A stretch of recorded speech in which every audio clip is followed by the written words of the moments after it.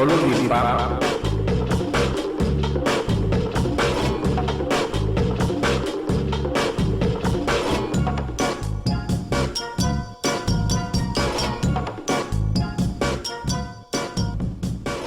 Recientemente conocimos e interactuamos con un apologista latinoamericano llamado Santiago Alarcón, del canal Rincón Apologético. Vamos a presentar algunos cortos de nuestro encuentro en línea y a identificar algunos problemas de su apología. En un video posterior tal vez analicemos su apología a favor de la resurrección de Jesús. La apología del señor Alarcón se enfoca en la historicidad de algunos eventos relacionados con Jesús, principalmente aquellos que él considera indispensables para el cristianismo. Vamos a hablar en este video de algunas de sus técnicas y cómo él califica las fuentes que él considera evidencia o no evidencia para apoyar o negar un punto. Es nuestro deseo que él tome esta crítica como un aporte constructivo para que mejore en su quehacer de apologista cristiano. Tenga presente que apología es justificar la creencia cristiana. Su objetivo no es encontrar la verdad. Todos los apologistas lo dicen. Tienen que desarrollar un método por el cual persuadan a las personas de creer en Dios, no enseñarles a las personas la verdad. He aquí el señor William Lane Craig, un filósofo y teólogo cristiano bautista estadounidense. Estudió filosofía en la Universidad de Birmingham y la Universidad de Múnich. También tiene estudios en teología en la Universidad Wheaton. Su mayor contribución ha sido en las discusiones del argumento ontológico y especialmente en su versión modificada del argumento Kalam. Como filósofo, el señor Craig se ha enfocado en la filosofía de la religión, la metafísica y la filosofía del tiempo. Su interés teológico se encuentra en proveer apología para la existencia de Dios y el Jesús histórico. En el pasado he hecho videos de la persona de William Lane Craig y he recopilado suficiente contenido para llegar a la conclusión que William Lane Craig no tiene respeto por las teorías filosóficas, pues éste no las utiliza para llegar a la verdad a través de la razón, sino que provee excusas para apoyar sus conclusiones preconcebidas. Conclusiones que según él mismo dice fueron debido a la revelación divina y a su atestiguamiento de su Señor Dios. Por eso es que ellos inventan modelos extraños y difíciles de entender, contraintuitivos y en algunos casos meramente estúpidos, como el presuposicionalismo, el argumento teleológico o el argumento modal. Es también sumamente llamativo cómo Jolulipa constantemente está atacando la credibilidad de los documentos del Nuevo Testamento, pero en un sinnúmero de veces, les pido por favor que después de este video lo puedan volver a ver, él hace afirmaciones históricas concernientes a ciertos sujetos que son mencionados por la Biblia, sosteniéndose en lo que el Nuevo Testamento propiamente describe acerca de ellos. De repente, en el inicio de su intervención, él le restaba importancia y confiabilidad a lo que decía Hechos. Pero ¿cómo Jolulipa sabía acerca de ciertas cosas de la vida de Pablo, habiendo primero rechazado a Hechos? Eso es imposible. Ahora, podrían decir, bueno, pero hay algunas cartas de Pablo que Pablo hace mención acerca de cosas sobre su vida y demás. Fantástico, yo creo exactamente lo mismo, pero o le damos veracidad histórica a un documento o se la rechazamos. No podemos admitir lo que queremos y rechazar lo que no queremos. Resulta placentero ver cuando un apologista o creyente fundamentalista se retuerce en la incomprensión mental o hace gimnasia mental para ver cómo puede armar un argumento coherente que le sirva para invalidar o detener a un oponente que conoce de la Biblia, utilice la Biblia para refutarle sus argumentos. Este tipo de objeción es muy extraña porque busqué en su canal debates anteriores para ver si había utilizado esta estrategia y por lo que vi no había utilizado eso anteriormente con ningún otro ateo, aunque ellos hicieron lo mismo que yo hice, utilizar la Biblia para refutarle algo que él decía. Ni siquiera los apologistas preferidos de Rincón Apologético, como son William Lane Craig, se atreven a sacar un argumento como ese cuando está haciendo debate contra un ateo reconocido como Bart Ehrman o Richard Carrier, oponentes que niegan muchas partes de la Biblia y aún así la utilizan para debatir a los cristianos. ¿Y usted sabe por qué William Lane Craig no hace algo como eso? Porque se le reirían todo el mundo en la cara. La disonancia cognitiva que esto le produce les hace decir cosas como que no puedo utilizar la Biblia en contra de la Biblia. Entonces, ¿para qué procuran diálogos con los ateos? Pues siguiendo esa lógica, ningún ateo puede hablar de la Biblia, porque ningún ateo cree en lo que ella dice. Pero esto es un intento transparente, un intento de invalidar cualquier crítica por aquellos que se les oponen. Si el ateo no puede usar la Biblia, el apologista concluye jaque mate, he ganado el argumento. Pero ese cuento solo se lo creen los que lo siguen o los que creen a ciegas. El resto del mundo se ríe de tal intento. Pregúntese usted, amigo oyente, ¿por qué él utiliza ese argumento conmigo y no con otro? Cuando mencionamos lo que Pablo creía acerca de Jesús, estamos mencionando de la misma manera lo que creía Juan, lo que creía Santiago, lo que creía el mismo apóstol Pedro, personas que habían caminado con Jesús. Debería yo de llegar a la conclusión de que el evangelio que predica Pablo es exactamente el mismo que predica Pedro, es exactamente el mismo que predica Juan y el mismo Santiago. Que se menciona de que todos predican una misma cosa se predican. El apologista afirma que Pedro y Pablo predicaban el mismo evangelio. Sin embargo, no pone siquiera un ejemplo donde se vea esa prédica similar. No menciona ni siquiera un versículo bíblico que apoye tal afirmación. Aquí yo le voy a mostrar 6 ejemplos diferentes con los capítulos y versículos de la Biblia que tratan el asunto, donde pueden ver irrefutablemente que lo que predicaba Pedro era totalmente opuesto a lo que predicaba Pablo. No es verdad que lo que predicaba Santiago o Jacobo, como lo quiera llamar, y Pedro era lo mismo que predicaba Pablo. Santiago y Pedro eran judíos, creían en la circuncisión y en las obras. Nunca mencionaron la resurrección en la que Rincón Apologético apoya su creencia, y es en el Concilio de Jerusalén que Pablo les convence que hicieran la dispensa para la tradición de la circuncisión y la salvación por gracia. Jolulipa también en su segunda intervención dijo que la resurrección solamente aparece en el Nuevo Testamento, en los escritos del Nuevo Testamento, la historia de la resurrección. Bueno, muy probablemente él no tendrá conocimiento de los escritos de los padres apostólicos. Los padres apostólicos son la segunda generación de cristianos que vivían al final del primer siglo, principio del siglo II.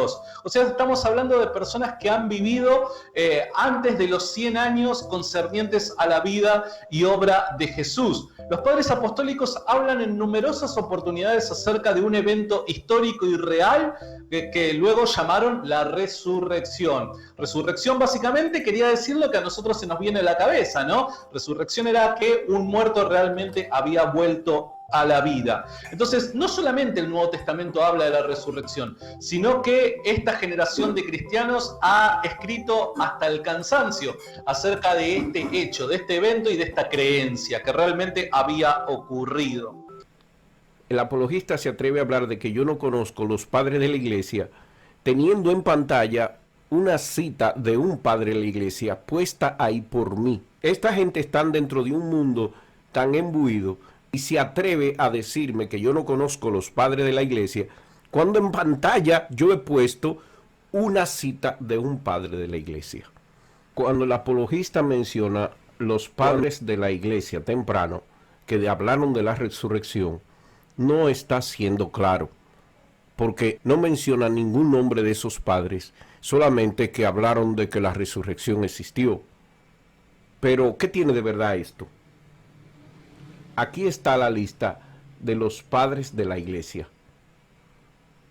Y vamos a verlo organizado por la fecha en que murieron. Aquí está incluido Ireneo, Dionisio de Corinto, Matetes, Caius, Comodiamos y Hernias, todos ellos del segundo siglo y tercer siglo.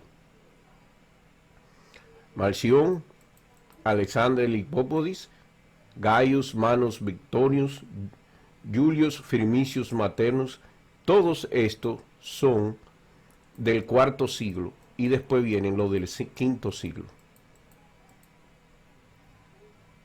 ¿Conoce usted alguno de ellos? Ahora, si buscamos las listas de los cuales tenemos años exactos donde murieron, que no fue por siglo, vamos a encontrar al primero, Barnabás, siguiendo por Dionisios, Clemente de Roma, que sí era uno de los grandes padres de la iglesia conocidos, Ignacio de Antioquía, Quadratus, Arístides, Policarpo, Aristo, Papías, que ese sí era uno de los padres conocidos, Justino Marte, ¿verdad? Hegesiopos de Palestina, Melito de Sardi, Tatian, Atenágoras de Atenas. Ya a partir de Atenágoras, que fue en el 190, vienen ya del tercer siglo, por el año 200. Apolonio, Clemente de Alejandrina, que sí era un padre, Sexto Julio Africano, Tertuliano, Marco Mucinio Félix, Origen de Alejandría, que fue en el tercer siglo, ¿verdad? Cipriano de Cartago, Novacian. Bueno, por ahí se pueden ustedes notar que hay muy pocos padres de la iglesia reconocidos que escribieron, y habría que ver su obra si es verdad que escribieron sobre la resurrección. El apologista simple y llanamente está asumiendo que lo hicieron. Pero todos estos padres de la iglesia que escribieron, Eusebio y Lucifer, que ya fue en el IV siglo, 370 y 371, Atanasio, 373, todos estos tienen un problema que es imposible para los cristianos hacer borrar, y es que la iglesia destruía todos los textos opuestos a ella, y solamente publicaban los textos de estos que conocemos. Quisiera yo que el apologista pudiera proveer por lo menos los nombres de aquellos padres que hablaron numerosamente sobre la resurrección, porque él dice específicamente en el primer siglo. ¿Cuáles padres de la iglesia después de la muerte de Jesús hasta el año 100 hablaron de la resurrección? Como él menciona la segunda generación, no podemos incluir ni a Pedro, ni a Santiago, ni a Pablo, ni a ninguno de los anónimos que escribieron los evangelios. Él habla de la segunda generación de cristianos. Antes del año 100, ¿quién habló a favor de la resurrección de Jesús? Que me diga por lo menos los nombres, no tiene que darme ni siquiera la referencia del libro ni lo que dijo de la resurrección, de eso me encargo yo. Y después de eso, ¿quiénes a partir del año 100 hasta el año 199 hablaron de Jesús? Yo tengo la lista aquí y aparentemente fueron muy pocos. Y a partir del año 100 hasta el 199 ya habían pasado más de 60 años de la muerte de Jesús. Y si vamos a partir del año 200, ya entonces hay unos 160 años de distancia de la muerte de Jesús. Y los que escribieron después del año 300 ya tienen 260 años después de la muerte de Jesús. Que por lo menos me mencione cuáles son los padres de la iglesia que en ese primer siglo hablaron de la resurrección dentro de los primeros 60 años. Me voy a sentar a esperar dichos nombres. ¿Por qué hay tantos libros de los padres cristianos llamados contra? De esa época tenemos contra Noetum, contra Marción, contra Herejía, contra Celcio, contra Enomium, contra Juliano, contra Gentili. Todos libros escritos por Hipólito, Tertuliano, Ireneo, Orígenes, Gregorio de Niza, San Agustín y Santo Tomás de Aquino.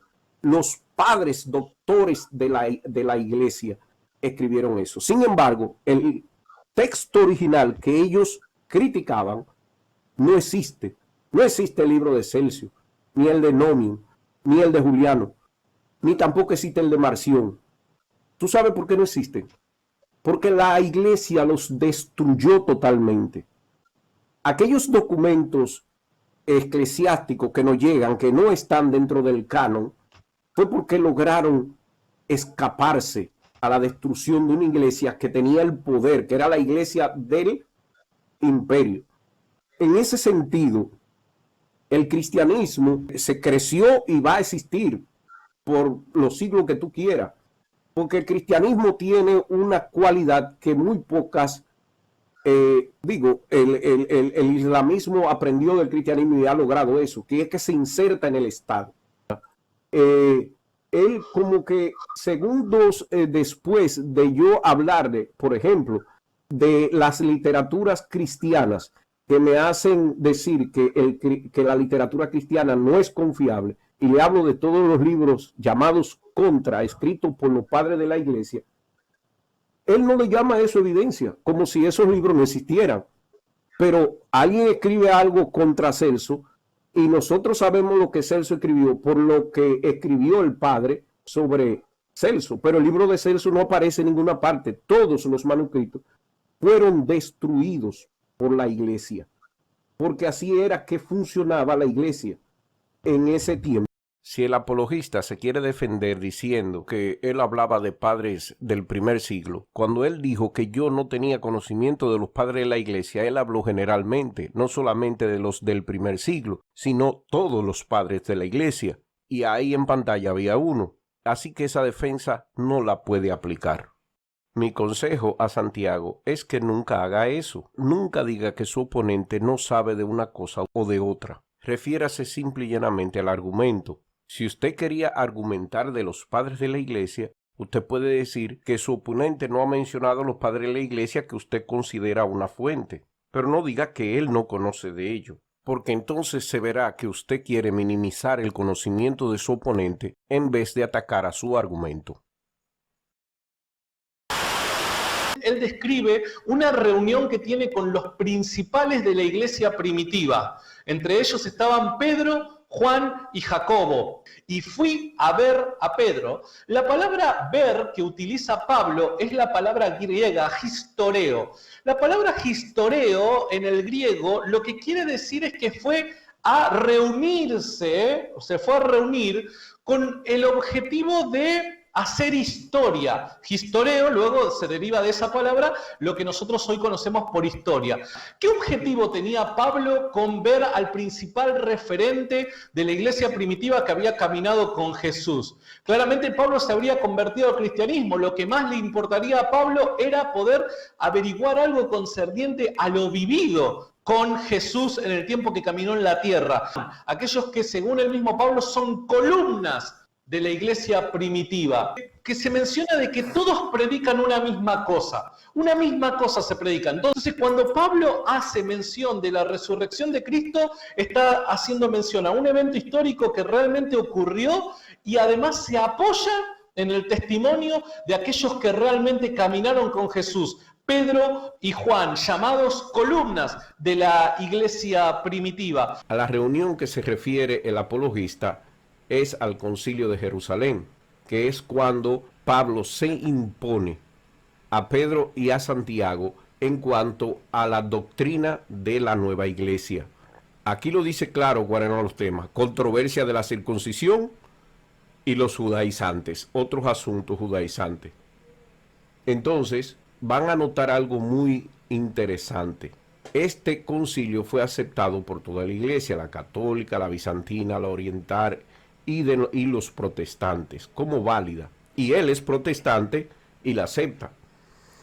Ahí está Pablo, que narra esto en la carta de los Gálatas. Esto es correcto. Ahora, ¿en qué parte de este concilio, estando él, como dice, con los padres, los pilares de la iglesia, y donde, como él quiere decir, fue a recopilar historia de estos dos padres?